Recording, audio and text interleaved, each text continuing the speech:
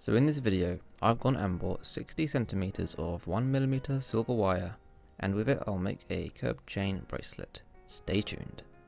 So the first thing I need is something to wrap the wire around in order to turn them into jump rings, and I'll be using this metal rod that's 3mm thick. I take the wire and start wrapping it around the rod to form a spring-like shape. And after wrapping the entire 60 centimeters of wire, I'm left with this.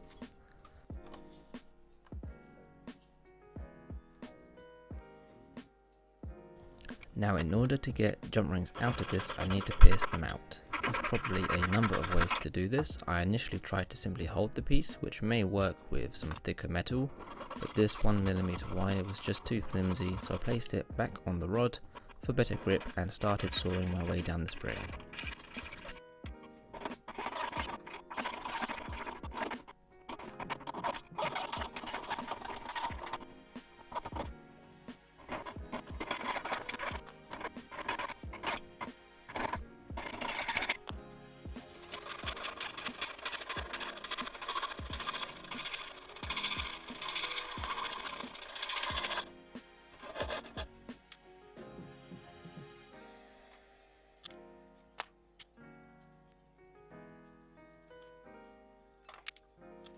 And by the end of it, I'm left with a handful of silver jump rings. And in order to turn these into a chain, I open one link up and place 2 links inside to give us a chain of 3. Open another link, place the 3 that we just made inside, as well as one extra to give us a chain of 5. Now I'm going to be doing this with all the jump rings, keeping these in groups of 5, as with previous experiences showing me that shorter segments are easier to twist later on.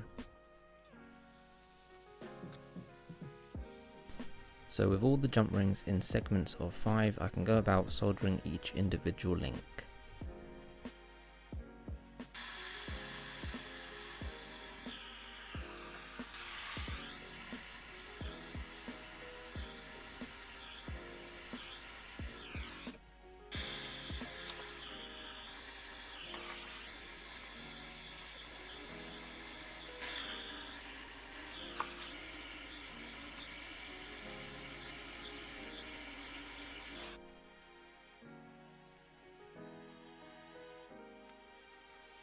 And once I have them all soldered and cleaned up, I can then anneal them, which will make them softer and easier to turn.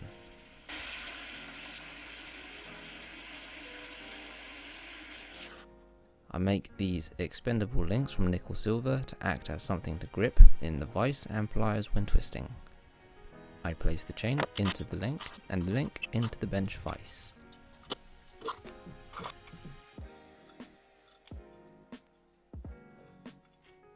I then take the other expendable link and place it in my pliers and then start to slowly pull and twist in a clockwise motion.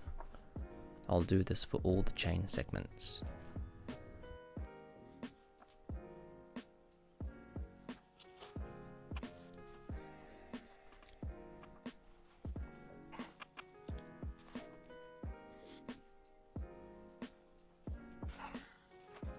With all the segments twisted, I can now combine them all into one large chain.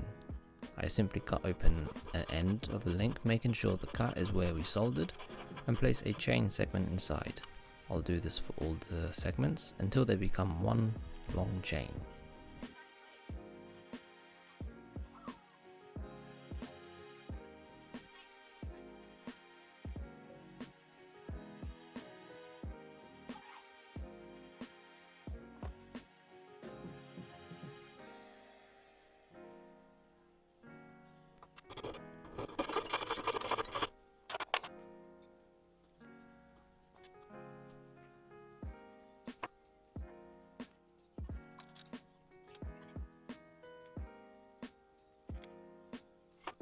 With the chain made, I resolder all the links we had to cut.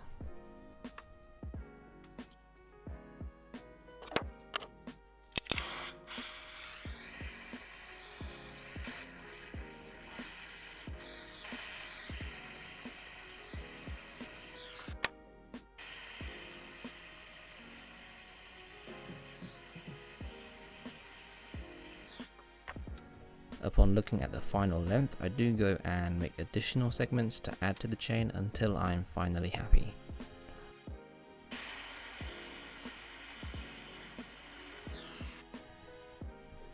Once happy with the overall length, I turn to implementing a link, for which I'll be using the silver lobster claw and the silver snap-on pendant bells that fit perfectly.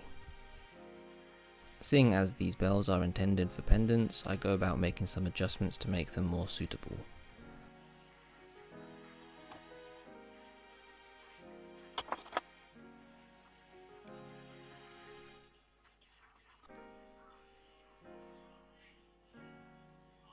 Once I've flattened out the snap-on feature, I go ahead and solder it to one end of the chain and solder the gap of the snap-on feature.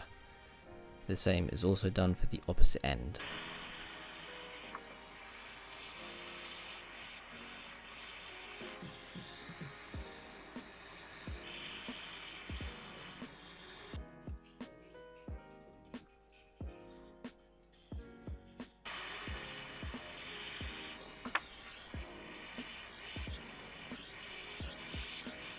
The last thing I'm going to do is take a jump ring and thread it through the lobster claw and bail piece.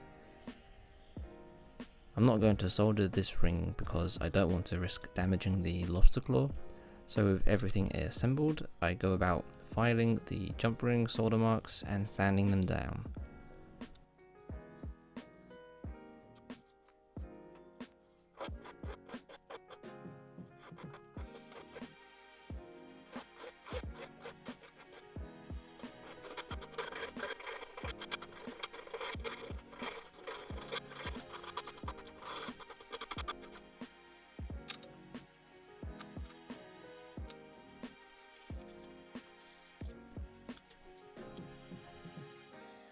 Once everything is sanded down, I use a bristle pendant cap and tripoli, and then a wool wheel and rouge to polish the bracelet.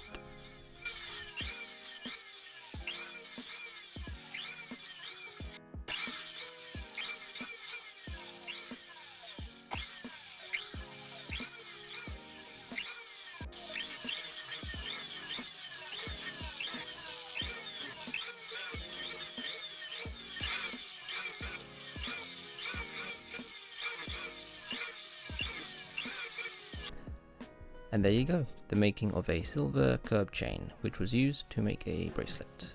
I hope you enjoyed this video, thank you for watching, and I'll see you next time.